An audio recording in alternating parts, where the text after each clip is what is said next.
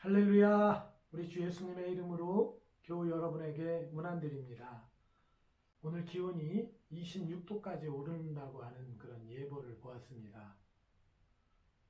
완연한 봄이 되었다고 생각했는데 벌써 우리가 여름을 맞이하는 것은 아닐까요? 우리도 모르게 다가오는 이 계절과 같이 주님도 어느 날 불현듯 우리에게 찾아오실지 모릅니다. 여러분, 그때가 어느 때이든지 항상 주님을 맞을 기름을 준비하는 그런 복의 신앙인들이 되시기를 예수님의 이름으로 축원드립니다. 오늘 말씀의 제목은 하나님의 법의 기원, 본성, 속성들 및 용법입니다. 성경 본문은 로마서 7장 12절에 있는 말씀이고요. 요한 웨슬리 목사님의 감리교 운동을 통해서 선한 영향력이 발휘되었다라는 이야기를 리마인드 웨슬리 첫 번째 시간에 여러분들과 나누었습니다. 하지만 웨슬리도 생각지 못한 그런 문제가 감리교 운동 가운데에서 나타났다고 합니다. 하나는 우리 안에 내재적인 의의를 강조하는 도덕주의의 문제이고, 다른 하나는 율법 폐기주의의 문제라고 하는데요. 도덕주의의 문제는 웨슬리 목사님이 돌아가시고 난 그 이후에 일어난 문제였기 때문에 웨슬리 목사님이 생전에는 율법 폐기주의를 외치던 사람들과 논쟁을 했다고 합니다. 이 율법 폐기주의자들과 논쟁하던 차원에서 쓰여진 논문, 그것이 오늘 우리가 다루려고 하는 웨슬리 목사님의 하나님의 법의 기원, 본성, 속성들 및 용법이라고 하는 설교문입니다. 웨슬리는 오늘 설교문에서 율법의 기원과 본성, 속성들 및 용법을 논증하는데요. 그리고 이에 더해서 믿음으로 세워지는 율법이라는 설교, 이 설교를 통해 당시 논쟁하고 있던 그 율법 무용론이 무엇인지를 밝힙니다. 그리고 율법이 믿음으로 어떻게 세워지는지를 설교를 하고 있습니다. 이렇게 웨슬리는 그 율법에 관심을 가졌는데요. 이토록 율법에 관심을 가졌던 이유는 율법 무용론, 즉 율법 폐지주의가 기독교 신앙에 심각한 문제를 야기한다고 보았기 때문일 것입니다. 그래서 앞으로 우리는 3주간 이 율법의 문제를 다루려고 하는데요. 오늘이 그 첫 번째 시간입니다. 그런데 오늘 말씀의 제목을 저는 율법이 아니라 하나님의 법이라는 말로 고쳐 사용했습니다. 눈치채셨습니까? 먼저 이에 대한 이유부터 여러분에게 말씀드려야 할 것 같습니다. 제가 웨슬리 목사님의 오늘 설교문을 읽고 공부하면서 깨닫게 된 이유인데요.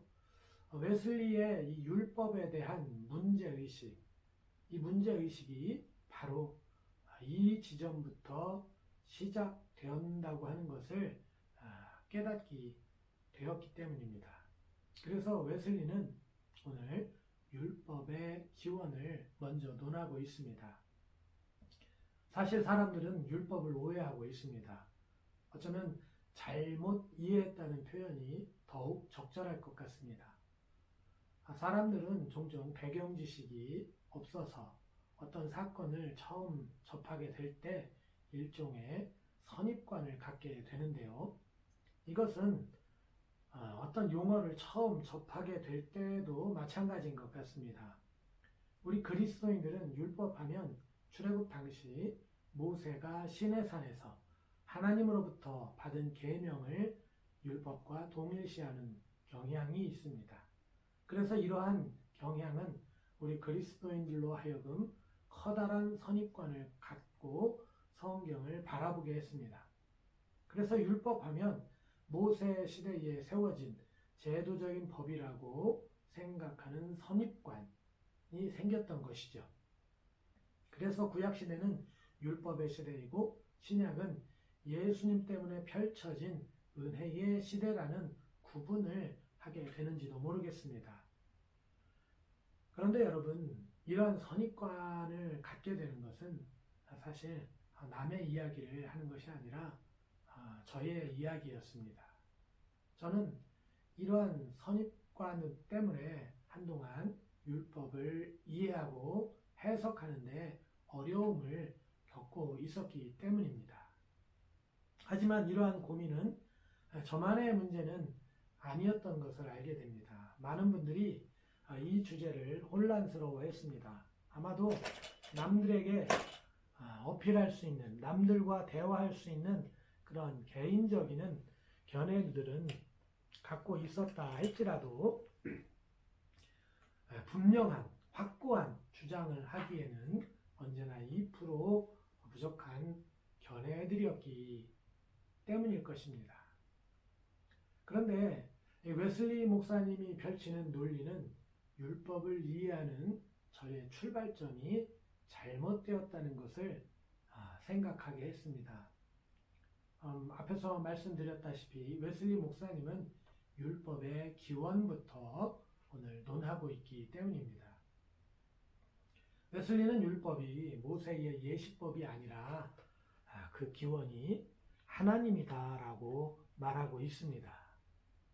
다시 말해서 율법이 출애굽 시대에 나타난 것이 아니라 태초 이전에 하나님으로부터 출발한다는 것입니다. 오늘 우리가 이 부분을 이해할 때에 이 부분을 해결하는 것이 무척이나 중요하다는 것을 알게 됩니다. 저는 이러한 사실을 인식하지 못하고 율법이 출애굽 시대에 모세를 통해 주어진 것이라고 생각하고 있었기 때문에 그 이후에 나타난 의구심들을 해결하는 데 어려움을 겪었던 것입니다. 하나만 예를 들면 왜 구약시대에는 돼지고기를 먹지 않았는데 오늘날 우리들은 돼지고기를 먹을까와 같은 문제입니다. 은혜의 시대가 도래했기 때문에 이런 율법에서 자유로운 것이라고 하지만 예수님은 또 율법의 1.1획도 사라지지 않을 것이라고 하셨기 때문이죠. 도대체 돼지고기를 먹어야 돼? 말아야 돼? 이렇게 생각하면 돼지고기를 먹지 말아야 될 것 같고 또 반대로 생각하면 돼지고기를 먹어도 될 것 같은 그런 생각이 드는 것입니다. 제 안에서 돌고 도는 그래서 고민하다가 어느 순간에 지쳐서 포기하거나 방관해버리는 그런 상황을 겪게 되었던 것이죠. 그런데 웨슬리는 바로 이 대목을 정확히 짚고 넘어갑니다. 율법의 출발은 모세의 예식법이 아니라 태초 이전에 하나님으로부터 기인한다는 것입니다. 너무나 다른 접근 방식입니다. 그런데 이 점을 확실히 하니 그동안 자리 잡았던 문제가 사라지기 시작합니다. 돼지고기를 먹어도 되는지 먹지 말아야 하는지 문제가 아니라는 것이 명확해졌습니다. 그러나 우리가 이 계명의 문제에 걸려 있다면 여러분 바로 그것이 율법주의에 빠져 있는 것이라는 것을 알게 되는 것이죠. 우리는 율법의 본질을 알아야 합니다. 그런데 앞서 말씀드린 대로 율법하면 모세의 예식법이 먼저 떠오르기 때문에 우리가 율법이라는 말 대신에 하나님의 법이라는 용어를 사용하려는 것입니다. 율법이라는 용어는 우리로 하여금 모세의 예식법을 떠올리게 하고 그래서 계명에 우리로 하여금 계속 초점을 맞추게 하기 때문입니다. 하지만 하나님의 법이라는 용어는 그 자체로서 모세의 예식법을 초월하고 하나님에게서 법의 기원을 찾도록 만듭니다. 참으로 적절하고 탁월한 제안이라는 생각이 듭니다. 그런데 이러한 제안은 율법을 하나님의 법으로 바꾸자라고 하는 제안은 제가 먼저 한 것이 아니라 제가 공부하는 세미나의 교수이신 김민성 목사님께서 제안한 것임을 먼저 여러분들에게 밝혀드립니다. 그렇다면 이 제안이 적절한 것인지 우리가 살펴보아야겠죠. 먼저 로마서는 율법을 무엇이라 말하는지 살펴보겠습니다. 그런데 우리가 로마서에서 율법을 하나님의 법으로 바꿔서 적용하는 그 시점부터 우리는 사실 난관에 부딪힙니다. 왜냐하면 로마서에서 말하는 이 율법은 모세의 법을 상기시킬 뿐만 아니라 더 나아가서 이 율법이 죄라는 생각을 갖도록 만들기 때문입니다. 하지만 우리는 로마서 7장 7절부터 이 율법이 모세의 법 이상의 의미를 담고 있다는 것을 알게 됩니다. 율법의 절대적 가치를 설명하고 있기 때문인데요. 율법이 죄냐? 그럴 수 없느니라 라면서 바울 선생님이 논조를 개진하고 있는 것이죠. 율법을 주신 분은 하나님이시고 또 율법의 모든 규정은 하나님의 뜻이 반영되어 있는 것입니다. 만약 율법이 무가치하고 죄를 조장하는 것이었다면 예수님께서 이미 그것을 폐하셨겠죠. 그러나 예수님은 율법을 완전케 하기 위해 이 땅에 오셨다고 스스로 밝히셨습니다. 이러한 설명이 로마서에서 이제 이어지고 있는 것입니다. 다시 말씀드리면 로마서 7장 1절에서 6절 말씀을 통해서 성도들이 율법의 정죄에서 벗어났고 율법으로는 의롭다 함을 얻지 못하고 오직 믿음으로만 의롭게 된다고 하는 바울의 교훈을 성도들이 자칫 잘못 이해하고 오해할 수가 있었습니다. 그래서 사도 바울은 그런 생각을 시정하기 위해 7절 이후의 말씀을 이어가고 있는 것입니다.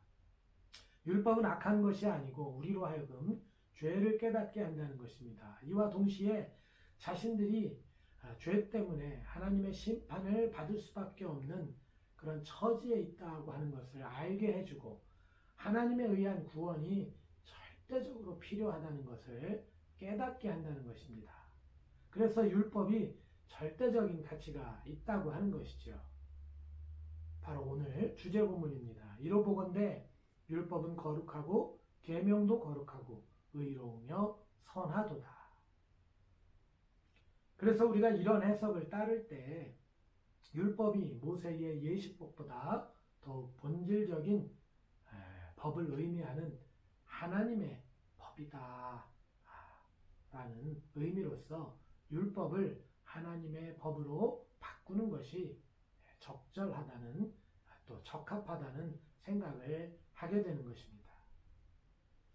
그렇다면 여러분 이제 웨슬리의 설명을 우리가 조금 더 상고해 보도록 하겠습니다. 웨슬리는 이 하나님의 법이 출애굽기가 아니라 창세기 초반부터 나타나고 있음을 성경의 예를 들어서 설명합니다. 하나님께서 사람을 창조하셨을 때 사람의 마음에 법을 주셨다고 합니다. 이 법은 사람의 가장 깊은 영안에 기록이 되어졌는데 하나님께서 이렇게 기록하신 이유는 이 법이 항상 태양처럼 밝게 빛나도록 하려는 계획 때문이다라고 말합니다. 바로 이것이 하나님의 법의 기원이라고 말하고 있는 것이죠. 그런데 아담과 하와의 타락으로 인간은 하나님의 법을 어겼고 세대가 흘러감에 따라 하나님의 법을 잊어갔습니다. 그래서 하나님은 모든 민족 가운데 한 민족을 택하시고 그들에게 모세의 법을 주셨습니다. 성령님, 하나님이 조명해 주시지 않는 한 인간 스스로 하나님의 법을 확실히 깨달을 수가 없었기 때문입니다. 그리고 이 법을 대대로 가르치라고 하나님이 명령하셨다는 것이지요. 이렇게 웨슬리는 본질적인 하나님의 법의 기원과 또 우리가 율법이라고 말하는 법의 기원까지도 추가적으로 설명하고 있습니다. 그런데 하나님의 법의 기원을 설명한 웨슬리, 그는 이제 이 법의 본성을 말합니다. 왜냐하면 이 법의 가치를 설명하기 위해서입니다. 얼마나 고귀한 법인지를 가르쳐 주기 위해서입니다. 세상이 가지고 있는 법조문보다 월등한 법이라는 것을 증명하기 위해서입니다. 이 하나님의 법의 본성에 대해서 우리 예수님께서 아주 잘 표현하신 것 같습니다. 바로 하나님을 사랑하고 내 이웃을 내 몸과 같이 사랑하라는 것입니다. 이것이 하나님의 법의 본성입니다. 이것이 지고의 가치를 담고 있다는 것입니다. 이것을 설명하는 오늘 웨슬리 목사님의 설교문의 한 부분을 우리가 함께 읽어보면 좋겠습니다. 하나님의 법은 영원한 마음의 복사, 즉 신적 본질의 카피본입니다. 하나님의 법은 하나님으로부터 나온 것들 중 가장 좋은 것, 본질적인 지혜로부터 나온 것 중에 가장 빛나는 것, 그리고 지존하신 분의 가시적 아름다움입니다. 그것은 천사들에게는 즐거움과 놀라움이며 모든 지혜로운 신자들에게는 영광과 기쁨이 됩니다. 사람들이 종종 하나님의 법을 폄하할 수 있습니다. 세상에 존재하는 법들 중에 하나로서 말이죠. 그러나 웨슬리는 이 하나님의 법과 견줄 수 있는 법이 없다고 말하는 것처럼 들립니다. 가장 온전하고 완전한 법, 이러한 하나님의 법이 관영하는 세상, 그 세상이 바로 우리가 소망하는 하나님의 나라일 것입니다. 게다가 이 하나님의 법은 거룩하고 의롭고 선합니다. 이것이 하나님의 법의 속성들입니다. 하나님의 법의 가치를 더욱 구체화시킨 것이죠. 비교를 불가하는 절대적인 법, 이것이 바로 하나님의 법이라는 것입니다. 이제 웨슬리 목사님은 하나님의 법의 기원과 본성, 속성을 살피고 하나님의 법의 용법, 즉 재정 목적을 밝히고 있습니다. 먼저 하나님의 법은 세상으로 죄를 깨닫게 한다고 하는데요. 로마서에서 바울이 말하는 것을 떠올리게 합니다. 그러므로 율법의 행위로 그의 앞에 의롭다 하심을 얻을 육체가 없나니 율법으로는 죄를 깨달음입니다. 그리고 이제 하나님의 법이 죄인에게 생명을 주기 위해서 그리스도께로 인도하고 마지막으로 하나님의 법이 우리를 살아있게 만든다고 하나님의 법의 용법을 말하고 있습니다.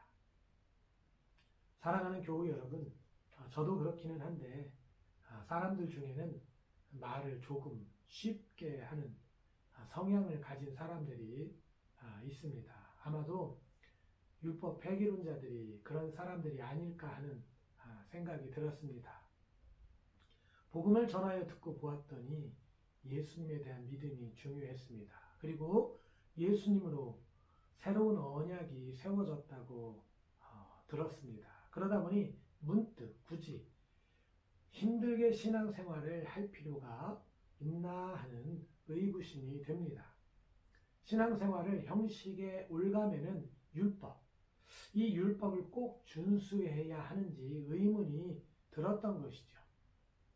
오늘 우리들도 예수님을 믿으면 되는데 굳이 교회에 가야 하나? 성경은 또 그렇게 열심히 읽어야 하나? 기도는 해야 하나? 등등 이런 생각이 꼬리에 꼬리를 무는 것이죠. 그런데 여러분, 이런 사람들은 사실 계명에 얽매인 신앙생활을 하는 사람들이라 말할 수 있을 것 같습니다. 신앙생활은 교회에 가기 위해서, 성경을 읽기 위해서, 기도하기 위해서 하는 것이 아니죠. 우리의 믿음 생활은 하나님을 사랑하기 위해서, 또 우리의 이웃을 사랑하기 위해서 하는 것입니다. 저는 오늘 요한 웨슬리 목사님이 이러한 사실을 드러내기 위해서 하나님의 법의 기원과 본성, 속성, 그리고 용법을 설명하고 있다고 생각하게 되었습니다. 본질이 전도되어 있는 신앙생활을 하는 그러한 사람들이 많았기 때문이죠. 이러한 현상은 비단 18세기 영국에만 국한되는 것은 아닌 것 같습니다. 오늘날도 여전히 계명에 얽매여 신앙생활을 하는 사람들이 있습니다. 아니면 반대로 계명들은 하나도 중요하지 않다고 생각하는 사람들도 있습니다. 하지만 계명에 얽매여 있든지 계명을 중요하게 생각하지 않든지 간에 사실은 그들은 모두 계명과 관련한 신앙생활을 하고 있다고 하는 사실을 오늘 우리는 알게 됩니다. 그러므로 오늘 웨슬리 목사님은 그들에게 하나님의 법의 본질에 대해서 말씀하고 있습니다. 하나님의 법의 본질과 관련한 신앙생활을 해야 한다는 말이지요. 단순히 그 계명을 지키는 것에 급급하고 만족해서는 안 된다는 것입니다. 또 그 계명들을 무가치하게 여기고 그 계명과 상관없는 생활을 하는 것도 옳지 않다는 것이죠. 웨슬리 시대나 오늘이나 우리는 이 부분을 혼동하고 있는 것은 아닐까요? 사랑하는 교우 여러분, 이제 여러분들에게 질문을 드리면서 말씀을 마치도록 하겠습니다. 여러분은 하나님을 어떻게 사랑하고 계십니까? 여러분은 여러분의 이웃을 어떤 모양으로 사랑하고 계십니까? 고귀한 이 하나님의 법을 여러분의 생활 속에서 어떻게 실현할 것인지를 고민하고 묵상하는 우리. 그래서 하나님의 법에 합당한 삶을 살아내는 우리. 성령님의 조명을 통해서 이러한 삶을 사는 축복의 사람들이 되시기를 예수님의 이름으로 축원드립니다.